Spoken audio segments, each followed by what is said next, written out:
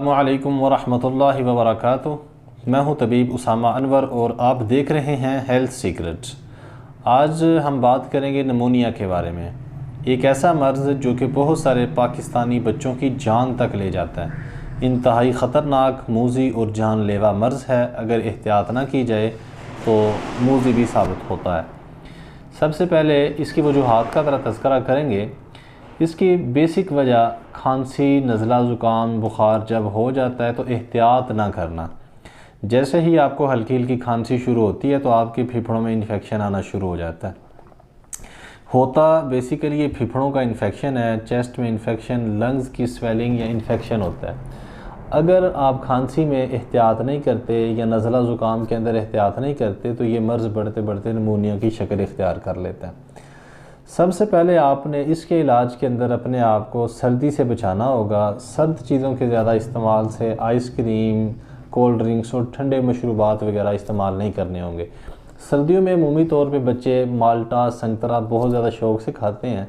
तो ऐसे लोग जिनको सीने के अंदर रेशा या बलगम की शिकायत हो, ये चीज़ें बिलखुसूस रात के औकात में बिल्कुल भी नहीं खानी चाहिए, क्योंकि ऐसा करने से भी ये मसला हो सकता है।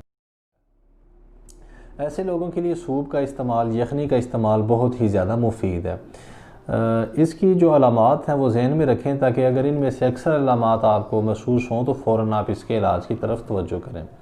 सबसे पहले तो आपको सांस में दिक्कत महसूस होगी, नज़ला या ज़ुकाम होगा, साथ बुखार होगा, जिस्म गर्म होगा, हिद्दत में महसूस होगा, आपके दिल की धड़कन तेज़ हो जाएगी, जिस्म कांपने लगेगा, जिस्म की रंगत नीली पड़ जाएगी, बहुत जल्द थकन का एहसास होगा, कोई भी काम करने को जी नहीं करेगा, थोड़ा सा चलने के बाद सांस बहुत ज़्यादा फूल जाएगा। दमे की प्रॉब्लम नहीं होगी, लेकिन ऐसे महसूस होगा कि सीने पे कोई बोझ और वज़न है। सांस की नाली में अमूमन खर खर की आवाज़ें आएंगी। तो ऐसे लोगों को फ़ौरन मुतवज्जो हो जाना चाहिए कि कहीं ये नमूनिया ही ना हो रहा हो। तो अगर आपको ऐसी अलामात आ रही हैं तो कोई मसले की बात नहीं, फ़ौरी तौर पे आप अंसारी की दुकान पे जाएं और 10 ग्राम कुश्ता बारहसिंगा, ज़रा फिर सुन लें, 10 ग्राम कुश्ता बारहसिंगा ले लें।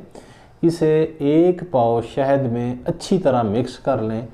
और अगर ये बच्चों को है, बिलखुसूस 2 साल से छोटे बच्चे, उनको 1 टीस्पून, छोटी चम्मच का चौथाई हिस्सा, अगर बच्चा 2 साल से बड़ा है 8 साल तक तो फिर उसको आधी चम्मच, अगर 8 साल से अबव है, बड़ा इंसान है, यानी 8 साल से ऊपर कोई भी हो सकता है, 60 साल की उम्र तक, तो 1 चम्मच इस शहद की जो आपने तैयार किया है दें। इंशाल्लाह ऐसा करने से 3 से 4 दिन में बच्चा मरीज़ ठीक हो जाता है, रेशा निकल जाता है, बिल्कुल सांस की तंगी दूर हो जाती है, सांस बहाल हो जाता है और बिलखुसूस जो फेफड़ों में सोजश हो रही होती है वो ख़त्म हो जाती है।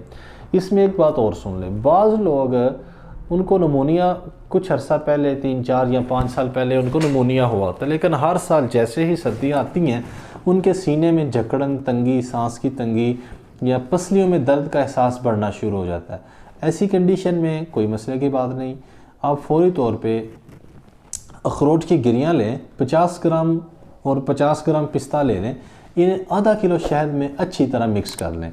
ऐसा करने के बाद आप इसकी एक जो पेस्ट सी बना लेंगे माजून, इसका 1 बड़ा चम्मच सुबह और 1 शाम को नीम गर्म दूध के साथ अच्छी तरह चबा के खा लें। इंशाल्लाह आपके फेफड़ों की कमज़ोरी दूर हो जाएगी और सर्दियों में ये जो सीने की जकड़न का एहसास, नज़ला, ज़ुकाम, खांसी, ये जो अलामात हैं ये भी इंशाल्लाह आपकी ख़त्म हो जाएंगी। इसके साथ ही आप हमें अपनी दुआ में याद रखिएगा। हम इंशाल्लाह बहुत जल्द आपके सामने एक नए टॉपिक के साथ हाज़िर होंगे। अस्सलामु अलैकुम वरहमतुल्लाहि वबरकातुहू।